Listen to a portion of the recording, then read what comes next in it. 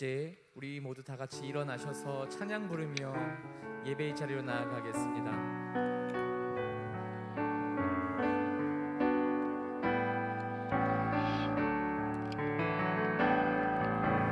주님의 성령 지금 이곳에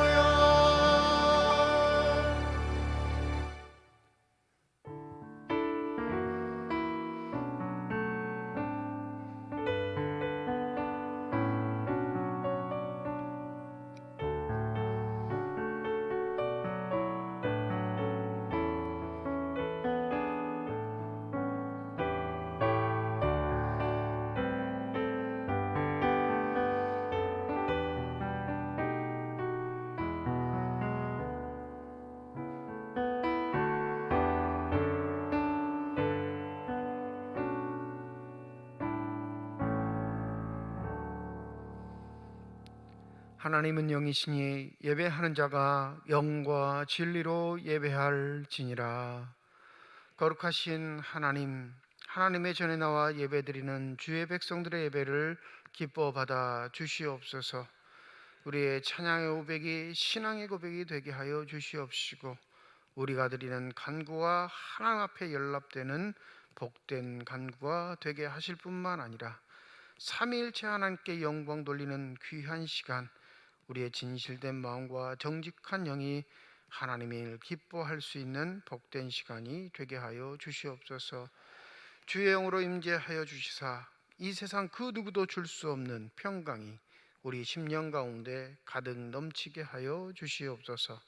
감사드리며 우리 주 예수 그리스도의 이름으로 기도드립니다. 아멘. 경배 찬송 35장입니다.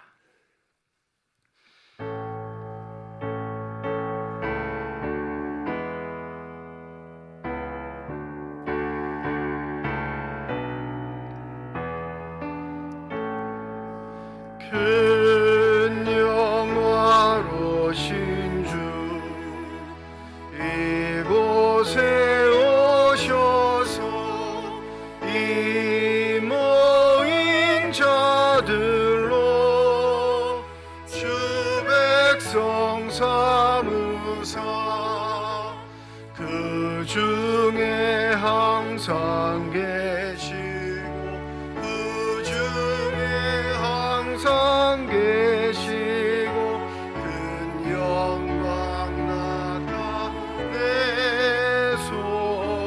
나타내소서. 이 백성 기도와 또 예물 드림이 향내와 같으니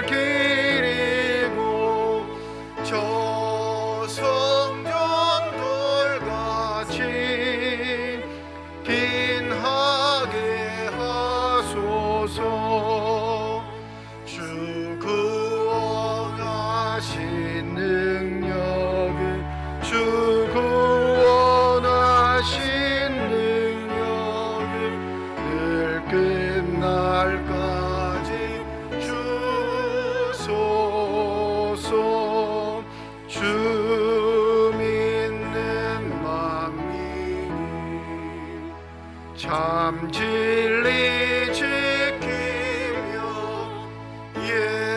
예성모들 같이 주 찬송하다가 저 천국 보좌 앞에서 저 천국 보좌 앞에서 늘 찬송하게 하소서.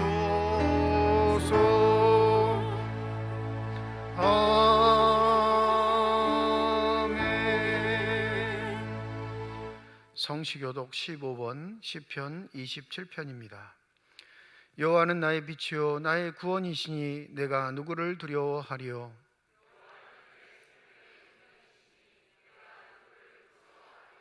악인들이 내 살을 먹으려고 내게로 왔으나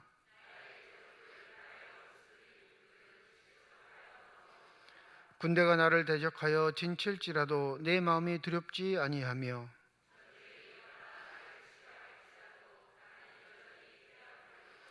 내가 여호와께 바라는 한 가지 일 그것을 구하리니 곧 내가 내 평생에 여호와의 집에 살면서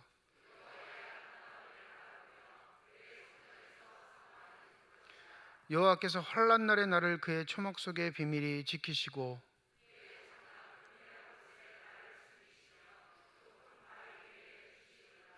이제 내 머리가 나를 둘러싼 내 원수 위에 들리리니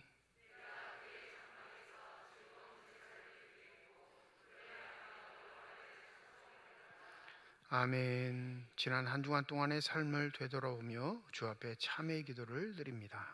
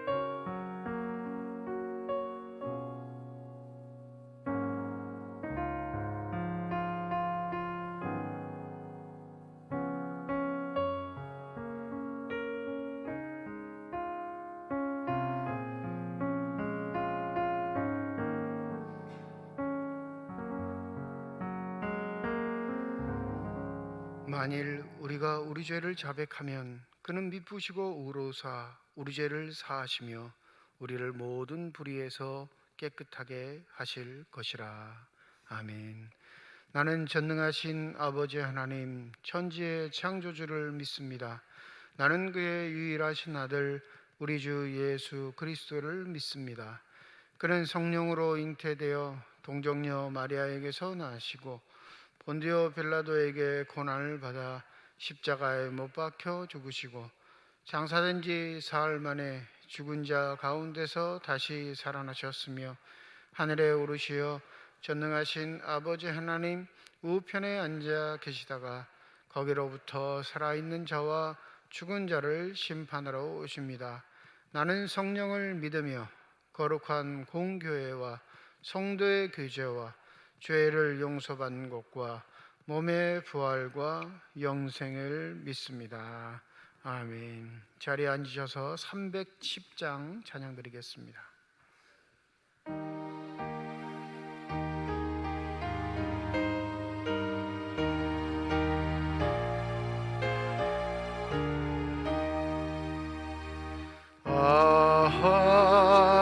하나님의 은혜로 있을 데 없는 자 왜 구속하여 주는지 난 알 수 없도다. 내가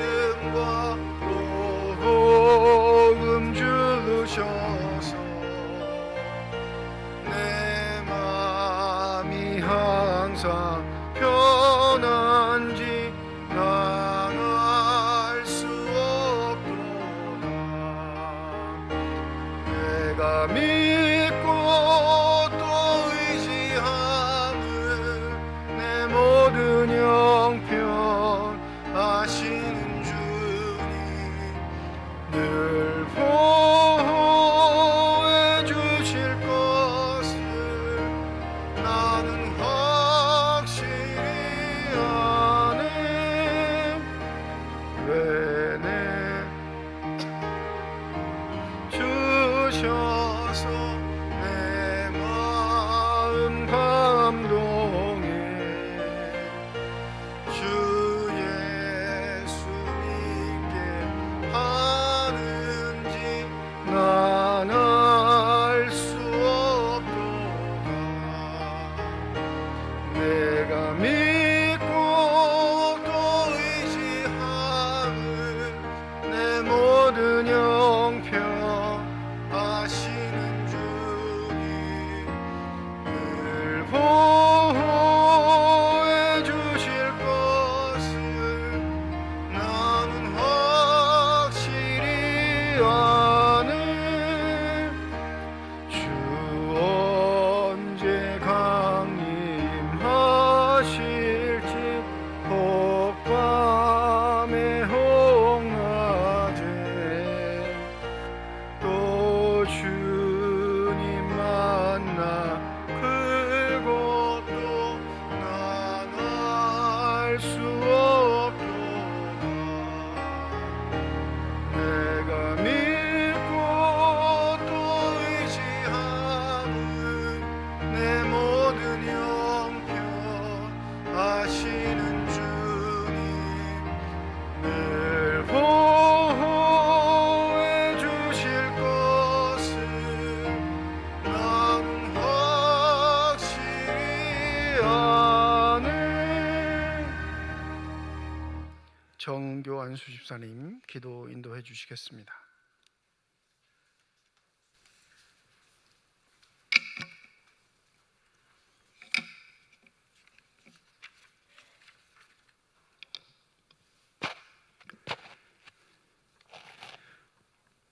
생사화복을 주관하시는 하나님 아버지, 하나님 은혜 가운데 생활하게 하시고 오늘도 주님 전에 올라 예배 드리게 하심을 감사드립니다.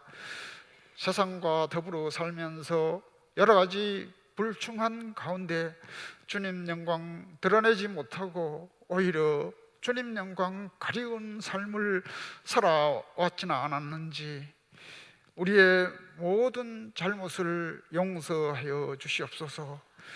세상은 날로 급변하고 있습니다. 어떻게 사는 것이 바르고 참된 삶인지 분별 능력이 떨어지고 있습니다. 자기의 잘못은 못 보고 남의 잘못만 탓하는 세상 속에서 과연 저희들의 삶이 바르고 정직한 삶을 살아가고 있는지 말씀을 통하여 깨닫게 하시고 올바른 삶을 살아갈 수 있도록 도와주시옵소서. 코로나 바이러스 확진자가 늘어나는 가운데 있습니다. 사회적 거리 두기의 강화로 인하여 직장과 사업장에 어려움을 겪고 있습니다. 이를 위하여 애쓰시는 모든 분들로고에 힘과 용기를 주시어 하루속히 이 어려움에서 벗어나 일상으로 돌아갈 수 있도록 도와주시옵소서. 목사님의 귀한 말씀 은혜의 시간 되게 하시어 우리의 마음속에 시기와 질투, 미움, 좌절, 절망과 같은 부정적인 생각에서 변화의 말씀으로 받아 희망이 넘치고 소망이 넘치고 감사와 찬송이 넘치는 긍정의 삶으로 살아갈 수 있는 귀한 시간 되도록 도와주시옵소서. 병마로 고통당하는 모든 가족 위에 치료의 은혜를 주시어 하루속히 함께 예배드릴 수 있도록 도와주시옵소서. 예배 이 시종을 주님 주관하여 주셨기를 간절히 바라옵고 우리를 항상 도우시고 인도 보호하여 주시는 우리 주 예수 그리스도의 이름으로 기도하옵나이다. 아멘.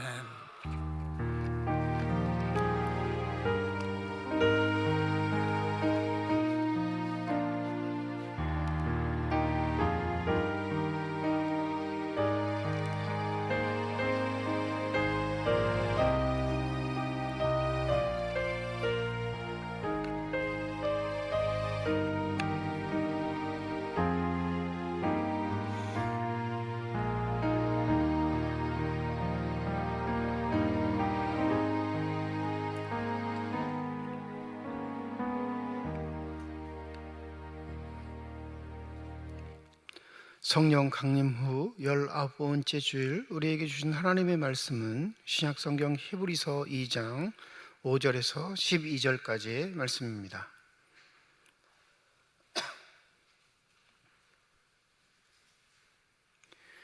신약성경 354페이지 히브리서 2장 5절에서 12절까지의 말씀 제가 봉독합니다. 하나님이 우리가 말하는 바 장차 올 세상을 천사들에게 복종하게 하심이 아니니라. 그러나 누구인가 어디에서 증언하여 이르되 사람이 무엇이기에 주께서 그를 생각하시며 인자가 무엇이기에 주께서 그를 돌보시나이까. 그를 잠시 동안 천사보다 못하게 하시며 영광과 존귀로 관을 씌우시며 만물을 그 발 아래 복종하게 하셨느니라 하였으니 만물로 그에게 복종하게 하셨은즉 복종하지 않는 것이 하나도 없어야 하겠으나 지금 우리가 만물이 아직 그에게 복종하고 있는 것을 보지 못하고 오직 우리가 천사들보다 잠시 동안 못하게 하심을 입은 자 곧 죽음의 고난을 받으심으로 말미암아 영광과 존귀로 관을 쓰신 예수를 보니 이를 행하심은 하나님의 은혜로 말미암아 모든 사람을 위하여 죽음을 맛보려 하심이라. 그러므로 만물이 그를 위하여 또한 그로 말미암는 이가 많은 아들들을 이끌어 영광에 들어가게 하시는 일에 그들의 구원의 창시자를 고난을 통하여 온전하게 하심이 합당하도다. 거룩하게 하시는 이와 거룩하게 함을 입은 자들이 다 한 군원에서 난지라. 그러므로 형제라 부르시기를 부끄러워하지 아니하시고 이르시되 내가 주의 이름을 내 형제들에게 선포하고 내가 주를 교회 중에 찬송하리라 하셨으며, 하나님께서 이 말씀을 통하여 우리에게 은혜 주시기를 원합니다. 이 시간 임마누엘 찬양대의 찬양을 통하여 하나님께 영광 돌리겠습니다.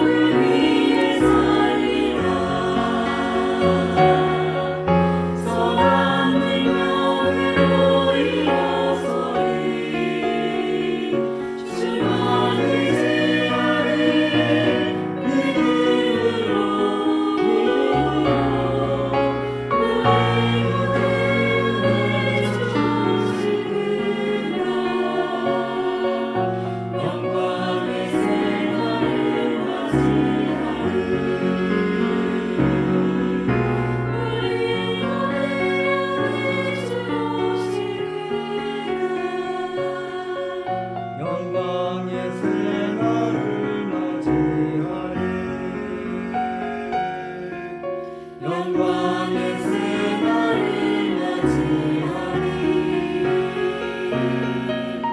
영광의 새날을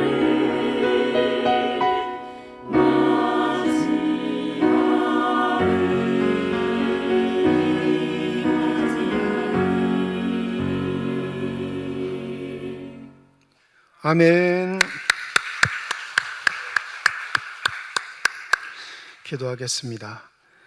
이 시간 우리들의 눈을 열어주시사 주 형상 바라보게 하여 주시옵시고 우리들의 귀를 열어주셔서 주 음성 듣게 하여 주시옵소서.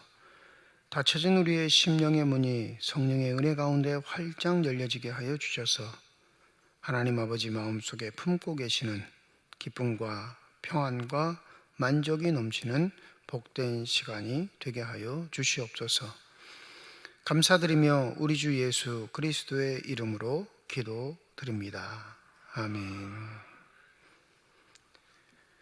요즘 대한민국을 연일 떠들썩하게 만드는 이야기는 한 아버지와 아들과의 관계된 이야기 때문입니다. 아들이 재직하고 있던 당시 회사 6년 정도 근무했는데 그가 받았던 월급을 한 푼도 쓰지 않고 200년 동안 모아야 모을 수 있는 돈을 퇴직금으로 받은 사건이 연일 뉴스에서 계속 반복되고 많은 사람들의 심기를 불편하게 하고 있습니다. 사람이 100년 살기도 힘든데 200년 동안이나 한 푼도 쓰지 않고 모은 돈을 만질 수 있는 위치에 있는 아들, 또 그 아들이 그 돈을 어떻게 받게 되었냐 아버지를 추궁하니까 아들의 일이라 알지 못한다 말하는 아버지. 아들에게 어마어마한 일이 생겼는데 아버지가 모른다면 그 가정은 정상적인 가정이라 생각할 수 없을 겁니다.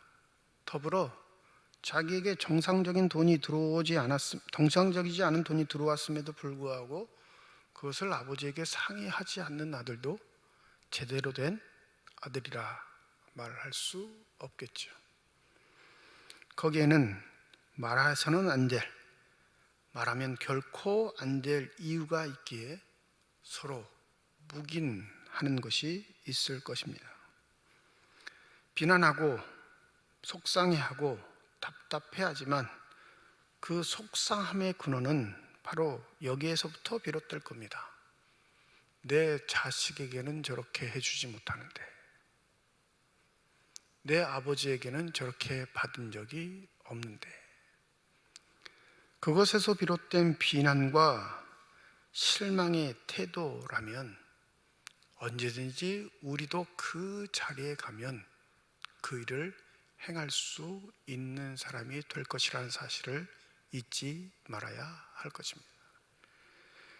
여기서 한 가지 신앙의 눈으로 하나님과 우리의 관계를 바라볼 수 있는 주일이 되기를 소원합니다. 하나님이 우리 아버지이심을 고백하시나요?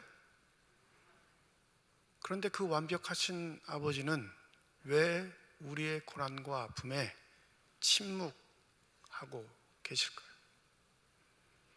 좋은 아버지라면, 좋은 부모라면 자식에게 좋은 것을 물려주려고 하는 것이 인지상정일 텐데 우리가 날마다 부르는 하나님 아버지는 늘 언제나 우리의 아픔과 고통을 외면하시는 분처럼 여겨질 때가 참 많습니다. 이 고민이, 이 물음이 히브리서의 전체 주제입니다. 왜 하나님은 우리의 아버지가 되시는데 고난에 침묵하시는가? 이 히브리서의 배경은 유대인이었다가 그리스도인들이 된 사람들이 과거에 동료였던 유대인들과 로마 제국 앞에서 핍박을 받는 이야기들로 기록되어 있습니다. 그 고난 앞에 굴복하지 않고 너희의 믿음을 지키라, 이것이 히브리서가 우리에게 권고하고 있는 말씀이죠. 그런데 성도들은 이해되지 않는 게 있었습니다. 하나님이 우리의 아버지신데 어찌하여 우리의 고난을 침묵하시고 저렇게 악의 세력이 기세등등하게 득세하게 하시는가? 언제까지 이 일을 우리가 계속 반복적으로 겪어야 하는가가 그들의 신앙의 갈등이고 고통이고 아픔이었습니다. 그래서 히브리서를 하나님의 은혜 가운데 영감을 받은 저자는 그 대답을 예수 그리스도를 통해서 우리에게 전달하고 있습니다. 히브리서 1장 1절과 2절의 말씀에 보면 이렇게 기록되어 있습니다. 옛적의 선지자들을 통하여 여러 부분과 여러 모양으로 우리 조상들에게 말씀하신 하나님이 이 모든 날 마지막에는 아들을 통하여 우리에게 말씀하셨으니 이 아들을 만유의 상속자로 세우시고 또 그로 말미암아 모든 세계를 지으셨느니라. 그의 아들 예수 그리스도가 오기 전까지는 사람을 통하여 하나님이 그의 뜻을 전하셨습니다. 그게 구약 성경이라 우리는 말하죠. 기록된 하나님의 말씀이 있기 전 하나님의 말씀을 받았던 소수의 사람들이 있었고 그 소수의 사람들이 기록하든지 입으로 전하든지 하나님의 뜻을 전하여서 하나님의 백성들이 그 하나님의 말씀을 통해 살아갈 수 있는 길을 열어주셨습니다. 근데 이게 하나님의 놀라우신 능력으로 행하신 일이었음에도 불구하고 불완전한 인간을 통해 전해졌기에 여전히 인간은 삐걱거리고 살아가고 있었습니다. 그래서 하나님이 택하신 방법이 마지막 날을 위하여 마지막 수단으로 그 아들 예수 그리스도를 통해 우리에게 말씀하셨다, 이렇게 전하고 있는 거죠. 더 이상 불완전하지 않습니다. 위태롭지도 않습니다. 완벽하게 완전하게 아들 예수 그리스도를 통하여 우리에게 하나님의 뜻을 전달하셨다. 이 히브리서 저자는 이렇게 말합니다.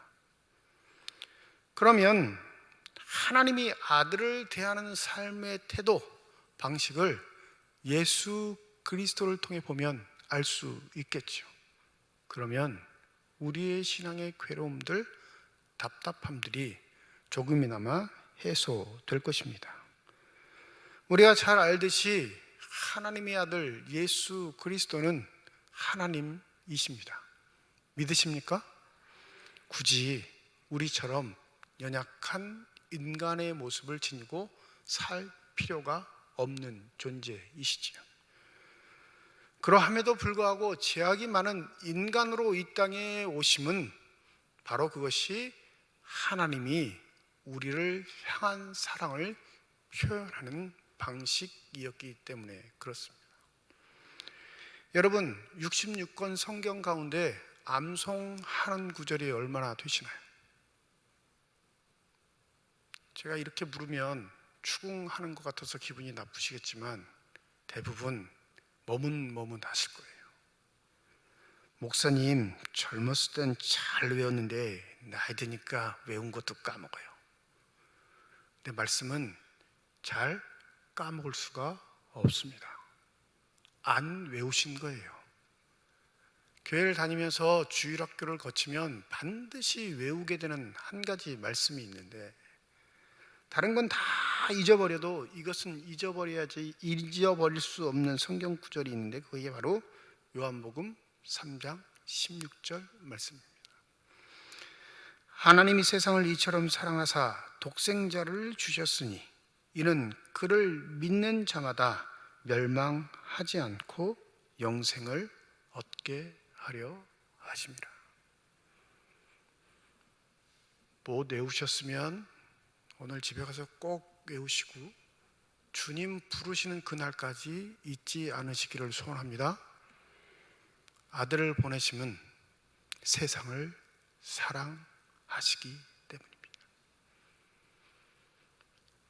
아들의 육신적 죄악을 감내하신 것은 그를 통하여 멸망이 아니라 축복인 영생을 주시기 위한 하나님의 뜻이셨습니다. 그게 이 세상에 하나님의 사랑을 펼쳐 보이신 하나님의 삶의 태도, 하나님의 방식이었죠. 그런데 히브리서를 읽고 있는 많은 초대교인들은 의문에 빠졌습니다. 그 완벽한 하나님의 아들이라면 그 완벽함의 전형을 통해 우리에게 힘과 용기를 주어야 할 것인데, 그 아들 예수 그리스도는 그때 당시 사람이 저주라 생각하고 있는 십자가에 달려 죽은 정치범이었다는 데 있습니다. 신이면, 신의 아들이면 죽지 않아야 하는 것이 그때 당시 사람들이 갖고 있는 세계관이었습니다. 그런데 놀랍게 유일한 신의 아들이라고 하는 그 사람이 십자가에 달려 죽었다는 사실이 그들에겐 부끄러움이었고 고통이었고 아픔이었습니다. 더불어 그렇게 죽기까지 한 아들이라면 우리는 말해야 뭐 하겠는가라는 불안감이 그들의 삶을 엄습한 거지요. 예수 그리스도의 죽음, 그 죽음이 그들 삶에서 속 시원히 해결되지 않은 것이죠. 하나님이 우리를 사랑하셔서 그 아들을 보내셨다면 그 아들은 죽음을 당하지 않고 우리에게 전형적인 모범이 되어서 하나님을 통해 얻어내는 것이 무엇인지를 보여줘야 우리의 삶이 든든할 텐데, 오히려 그 아들은 우리가 거부하는, 우리가 외면하는, 우리가 터부시하는 그 삶의 종착점을 우리에게 보여줬기에 늘 언제나 전전긍긍해야 하는 우리의 삶이 더 불안해지게 된 것이죠. 그 고민과 답답함을 히브리서 기자가 해결하기 위해서 오늘 본문 말씀을 우리에게 기록하고 있는 것입니다.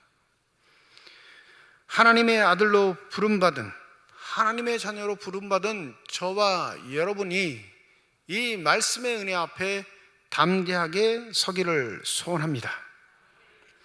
왜 하나님은 아들을 죽기까지 복종하게 하셨는가? 고린도후서 5장 21절에 보면 바울은 하나님의 영감을 통해 우리에게 이런 말씀을 전합니다. 하나님이 죄를 알지도 못하신 이를 우리를 대신하여 죄로 삼으신 것은 우리로 하여금 그 안에서 하나님의 의가 되게 하려 하심이라. 하나님이 정하신 원칙이 있으셨어요. 그 원칙은 바로 죄를 짓는 자는 죽임을 당하게 될 것이다 라는 것이었습니다. 이 죄의 문제는 일과 해결할 수 없는 문제입니다. 과거에도 현재에도 앞으로도 마찬가지입니다. 아무리 우리의 지혜와 지식이 성장하고 과학기술이 발전한다 할지라도 영원히 해결할 수 없는 한 가지 문제, 그게 뭐냐면 하나님과 우리 사이에 놓여있는 죄의 문제이지요. 이건 윤리적 도덕적인 문제가 아니라 영적인 문제, 하나님을 창조주로 고백하는 모든 사람들이 근본적으로 해결할 수 없는 하나님과 우리 사이의 간격의 문제입니다. 우리가 잘 알고 있듯이 이 죄의 근원은 하나님의 만드신 첫 사람이었던 아담으로부터 비롯되었습니다. 놀랍게도 창조주셨던 하나님의 말씀을 외면하고 사단의 말에 귀 기울인 즉시 그는 하나님과 큰 간격을 두게 되는 어리석은 죄인의 삶을 살게 되었습니다. 사단은 뱀의 모습으로 등장하여 아담과 하와를 이렇게 유혹했죠. 그렇지 않아, 하나님이 그렇게 말씀하신 의도는 이면서 하나님의 말씀에 의구심을 품게 했습니다. 하나님이 너희의 아버지가 되시면 이 좋은 것을 왜 너희에게 주시지 않겠느냐? 우리가 생각하는 그 음성 그대로 사단이 우리에게, 아담에게 찾아오게 된 것이죠. 하나님 너희가 잘 살기를 원하셔, 하나님 너희가 건강하기를 원하셔, 하나님은 너희가 이 세상에서 떵떵거리며 살기를 원하셔, 아버지의 마음이 다 동일한데 하나님의 마음도 동일하지 않겠어? 그런데 그렇지 않은 이유는 무엇인가 잘못되었기 때문에 그러지 않겠니? 이게 끊임없이 사단이 우리에게 유혹의 말로 던지는 이야기입니다. 예수께서 이 땅에 오시고 30세가 되었을 때 그는 그의 사명을 감당하시기 위하여 드디어 자신을 드러내셨습니다.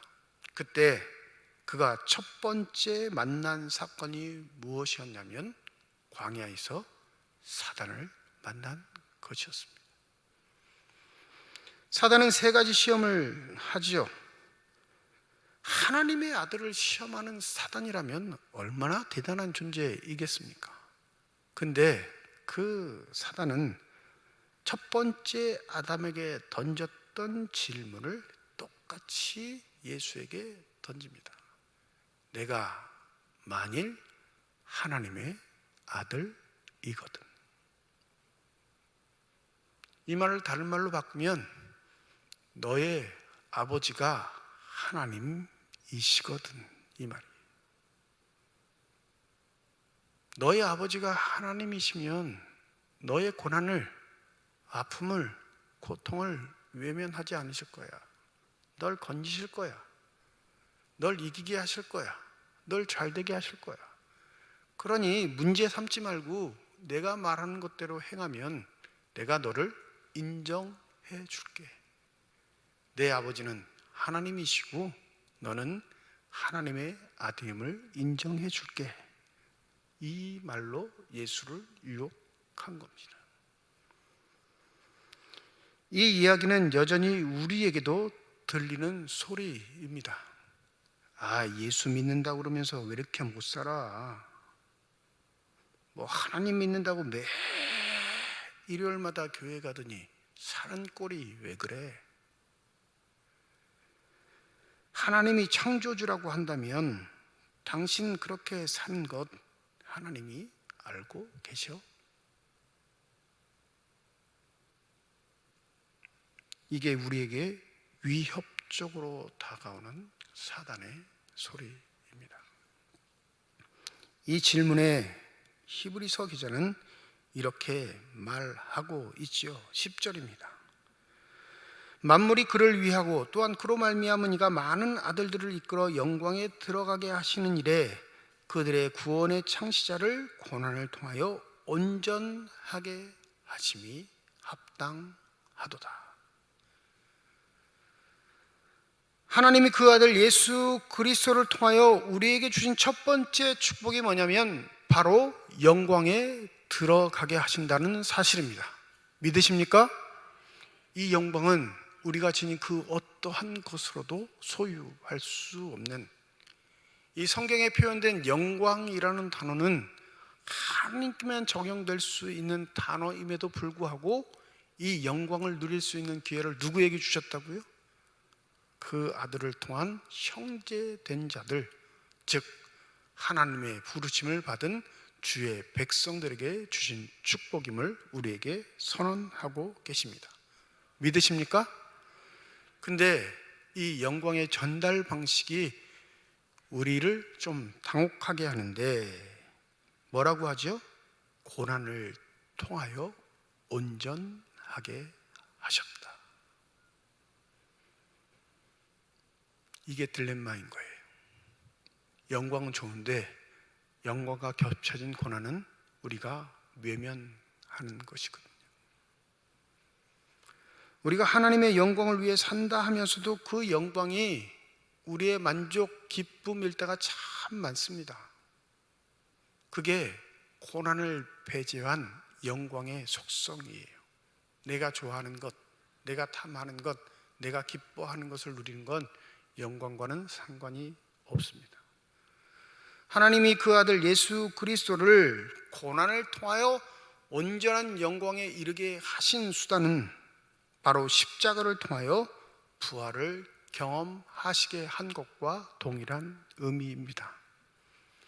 아들을 죽임으로써 또 다른 아들들을 이 땅에서 구출해내시는 하나님의 의, 그것이 우리에게 저주의 사건이 아니라 축복의 사건임을 잊지 마시기 바랍니다. 그 아들 예수 그리스도를 향하여 그런 삶의 태도를 취하셨다면 우리에게도 역시 마찬가지의 삶의 태도가 있다라는 사실을 우리가 기억해야 할 것입니다. 신앙생활에서 당하는 고난은 영광을 위함을 잊지 마시기 바랍니다. 내가 온전히 하나님의 뜻을 받들어 살아가는데 계속 반복되는 고난이 다가온다면 그 고난 때문에 신앙을 버는 것이 아니라 그 고난 때문에 온전한 신앙인으로 더욱더 세워져가는 신비가 있음을 우리가 잊지 말아야 할 것입니다. 그래서 타 종교와 다른 기독교의 신앙은 고난을 터부시하는 것이 아닌 고난이 하나님의 영광을 우리에게 더욱더 완벽하게 재현해 주는 삶의 신비로운 방식이라는 사실을 기억하셔야 합니다. 여러분, 내 자녀를 체벌하는 건 사랑의 표현의 수단이지만 옆집 자녀를 체벌하면 어떻게 될까요? 폭행이에요.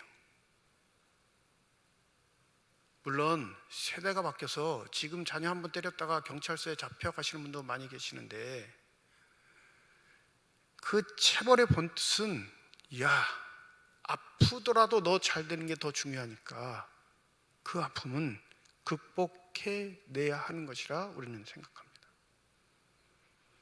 근데 옆집 아들을 야, 너 잘 돼야지 라고 때리면 오지랖이 넓어서 경찰서에 잡혀가는 건 당연한 것이지.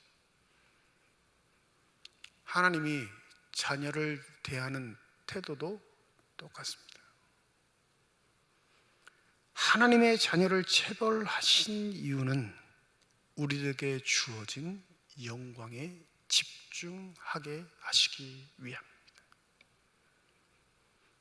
내가 아파서 하나님이 야속하다 생각하면 나는 온전한 신앙이 아니에요. 내가 가진 것 없어 늘 전전긍긍해서 하나님과 원망과 원통의 사이를 유지하고 있다면 그는 영광이 아직 전혀 무엇인지 모르는 사람. 내게 주어진 고난을 인하여 영광이 희미해지는 것이 아니라 진실된 신앙인은 고난을 통하여 영광의 빛이 더 선명해진다는 사실을 잊지 마시기 바랍니다. 그게 우리가 소망 중에 붙들어야 할 진리입니다. 더불어 11절에 보면 거룩하게 하신 이와 거룩하게 함을 입은 자들이 다 한 군원에서 났다, 이렇게 말하지요. 바로 예수 그리스도를 통하여 우리에게 전해주시는 삶의 방식 태도는 거룩함입니다. 영광을 고난을 통하여 소유한 예수 그리스도가 우리에게 삶의 방식으로 전달하시는 것, 그 거룩함, 그것이 우리의 삶의 자랑이고 긍지이고 표지가 되는 줄 믿습니다. 거룩함 아시죠? 구별됨. 그게 하나님의 자녀들의 삶의 표지예요. 한 가지 여쭙죠. 여러분, 우리 교회 다니시는 분 중에 닮고 싶어 하는 분이 계십니까? 없으시면 우리 교회가 잘못돼 가고 있는 거예요. 자꾸 목사를 닮으려고 하시는 분이 계시는데, 여러분, 저와 여러분의 삶의 결은 다릅니다. 제가 대단하다고 말씀드리는 거 아니에요? 하나님이 주신 삶의 숙제가 다르니 닮기를 희망하시면 삶에 계속 어려움이 따릅니다. 목사는 교회의 대표예요. 교인의 대표는 누군지 아세요? 장로예요. 장로의 헌법에 보면 교인의 대표는 장로입니다. 노골적으로 말씀드려서 좀 죄송한데, 청빙서, 목사를 청빙할 때 계약서를 쓰거든요. 모르시죠? 계약서 쓴다는 거. 계약서를 써요. 그러면 그 계약서의 맨 마지막에 누가 도장을 찍냐면 교인의 대표 장로님 한 분이 이름을 쓰고 사인을 하게 되어 있습니다.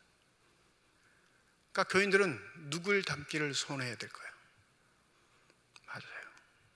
여러분들이 뽑은 신앙으로 가장 솔선수범하고 모범이 되고 닮을만 싶은 장로를 선거를 통해 뽑으셨다면 그가 교회의 모델이 되어야 합니다. 우리 교회는 그러한가요? 그러하지 못하다면 제대로 한 가지 못하는 게 있는데 그건 뭐냐면 구별됨입니다. 여러분, 저는 회사 생활을 하니까 사람에게 아부할 필요 없지요.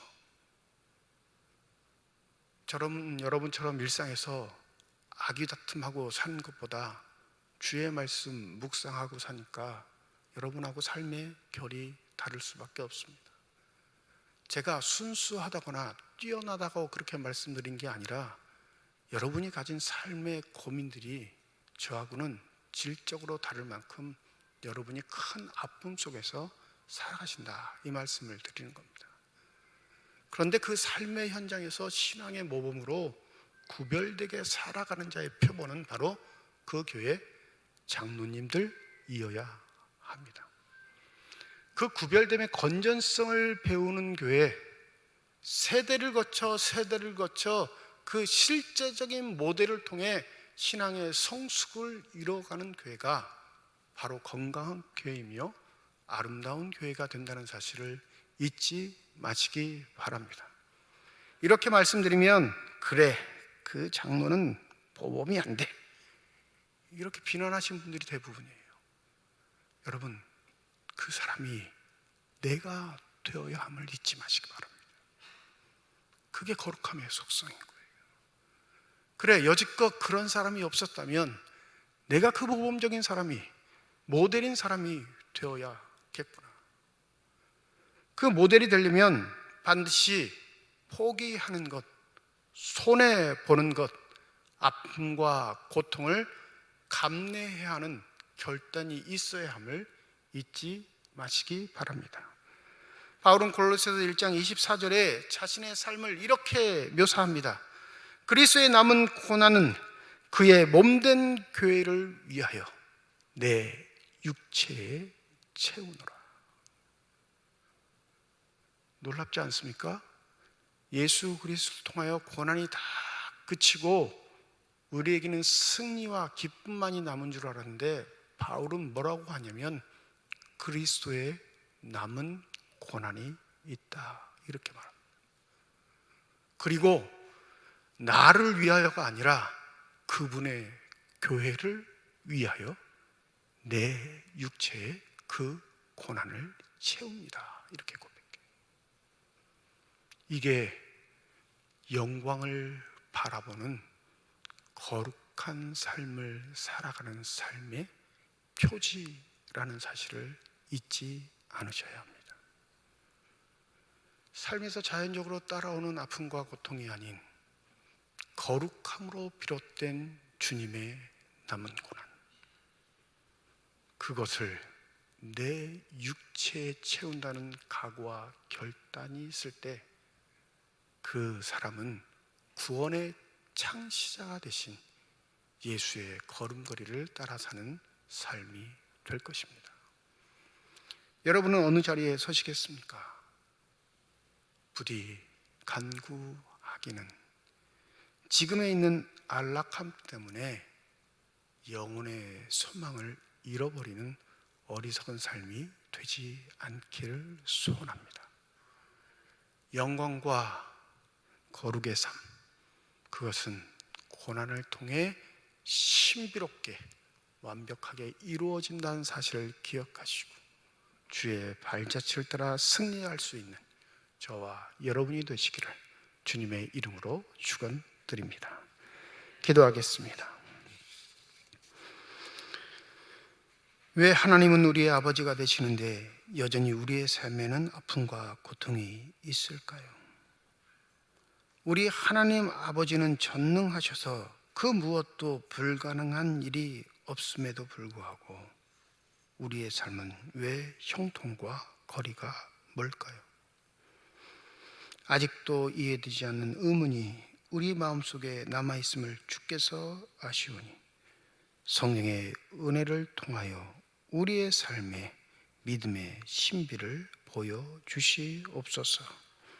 감사드리며 우리 주 예수 그리스도의 이름으로 기도드립니다.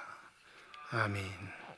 488장 1절과 4절 부르시면서 준비하신 예물 봉헌하시겠습니다.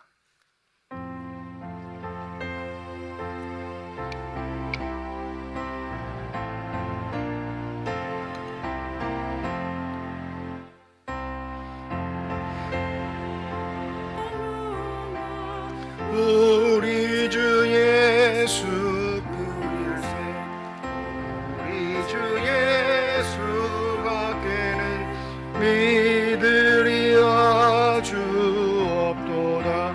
주 나의 반석이시니 그 위에 내가 서리라. 그 위에 내가 서리라.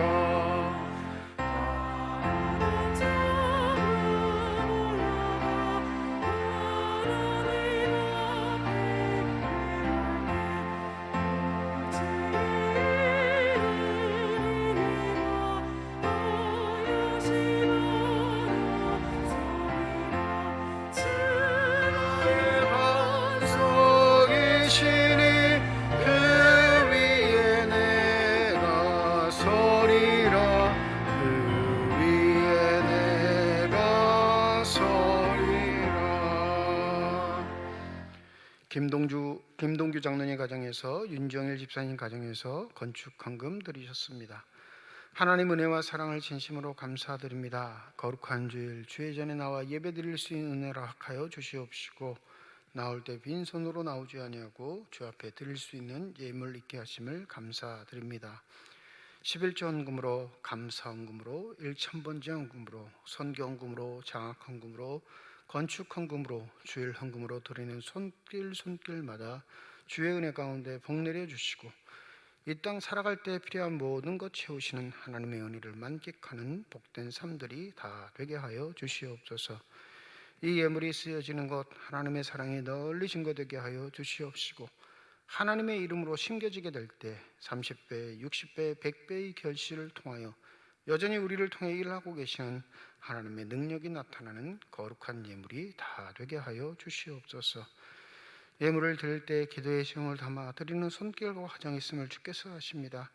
우리의 기도에 응답하시는 하나님, 우리의 도움이 되시는 하나님, 우리의 삶에 찾아와 만나 주시옵소서.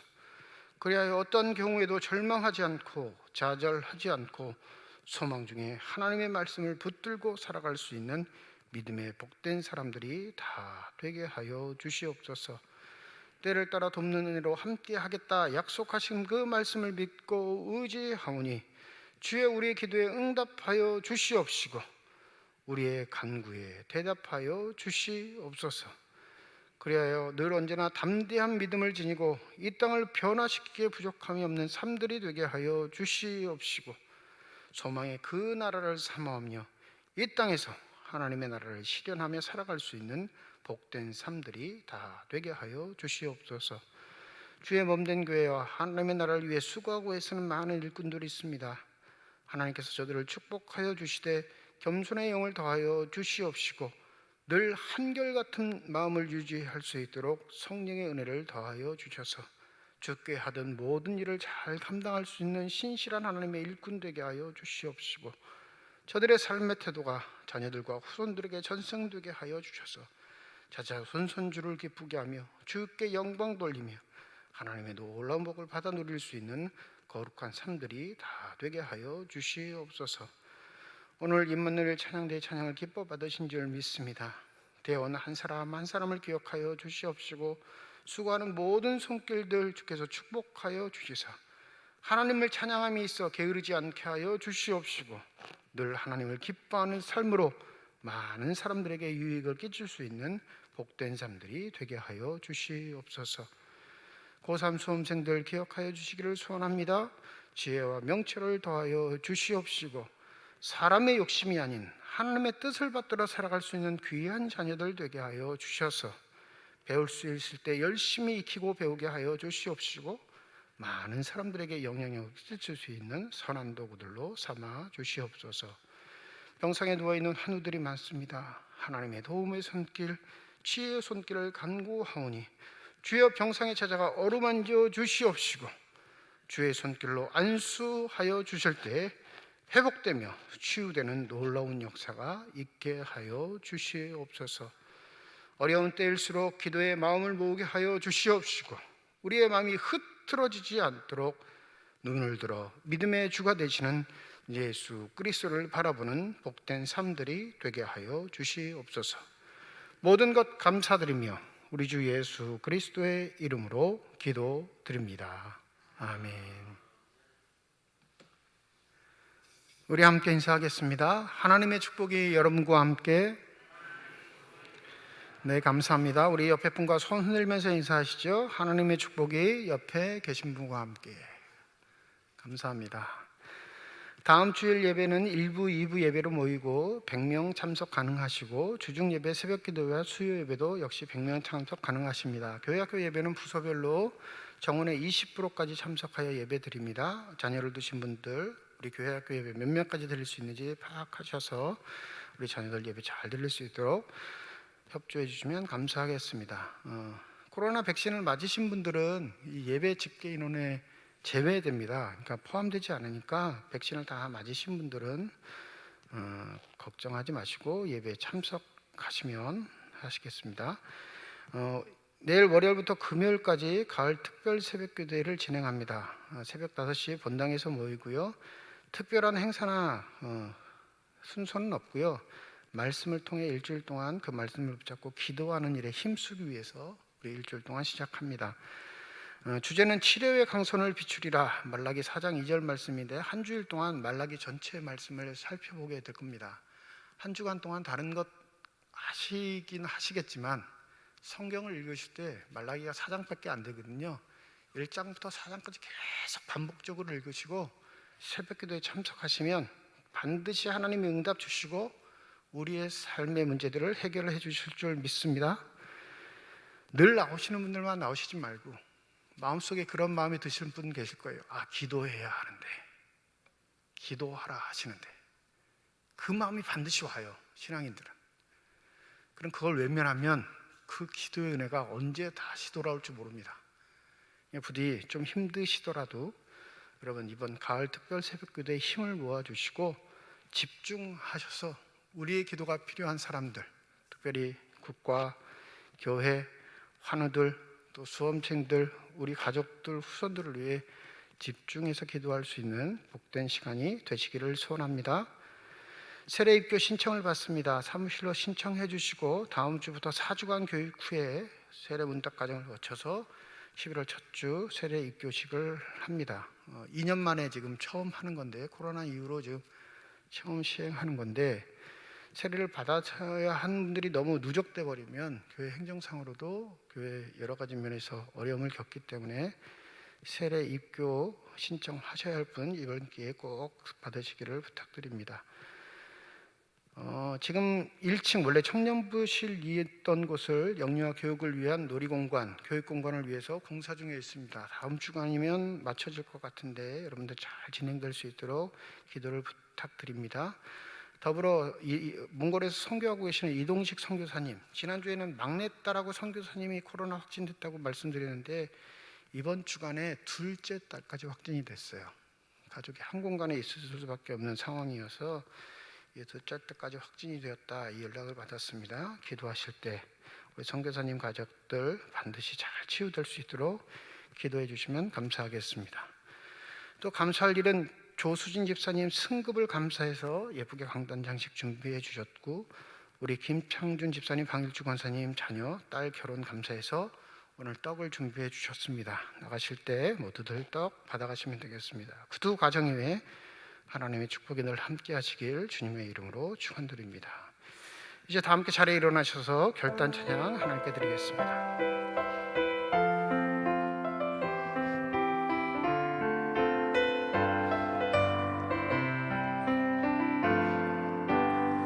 주님 다시 오실 때까지 나는 이 길을 가리라. 좁은 길 나의 십자가 지고 나의 가는 이 길 끝에서 나는 주님을 보리라. 영광의 내 주님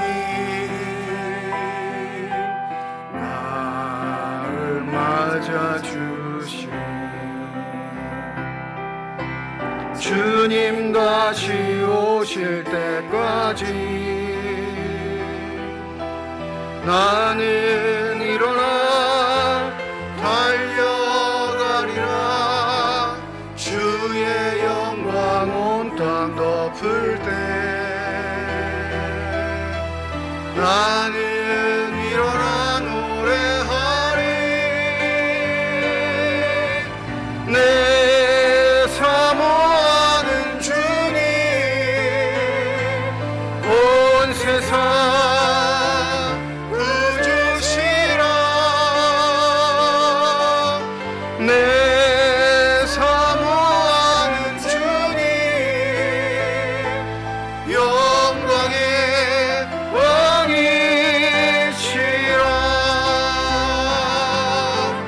내 사모하는 주님 온 세상 구주시라. 내 사모하는 주님 영광의 왕이시라. 이제는 우리 주 예수 그리스도의 은혜와 하나님의 사랑과 성령의 교통하시고 내주하시고 역사하시고 충만하심이 구원의 창시자가 되시는 그 아들 예수 그리스도의 삶을 본받아 이 땅에서 영광과 거룩을 취하며 하나님의 나라에 이르기를 소원하는 주님의 거룩한 자녀들, 이들의 가정과 일터와 앞길 위에 이제로부터 영원토록 함께 하시기를 간절히 축원하옵나이다. 아멘.